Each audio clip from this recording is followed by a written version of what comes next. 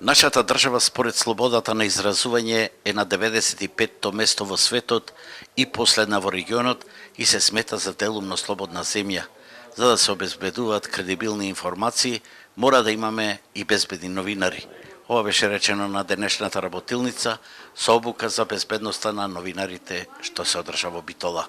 Оваа година, за жал, имаме забележено неколку случаи на напади врз новинари, но работиме напорно да и со Министерството за внатрешни работи и со меѓународната заедница да ставиме крај на политиката на неказнивост, која што е уште поголем проблем од самите напади, бидејќи процентот на неказнивост е многу висок во Македонија и тоа треба да се подобри.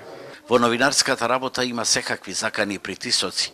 Од една страна, за облажување на состојбите, потребна е законска регулатива со која новинарите законот ги квалификува како службени лица по примерот на полицијата и здравствените работници, за да се зголеми безбедноста и кривичната одговорност за сторителите. Но уште повеќе, заканите и нападите да не се премолчуваат. Трпиме закани од секаков вид.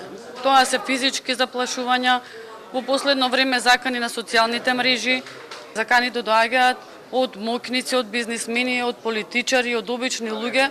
Нападот да се пријави, значи не сме да се премолчи. Ако го премолчиме, даваме поголема моќ на заканувачот и порака дека ние се плашиме да го пријавиме. Ова беше четврта од 6 предвидени работилници за безбедноста на новинарите, на која учествува и представници на Савара Битола, а организатори се ОПСЕ и ЗНМ со финансиска поддршка од холандската амбасада.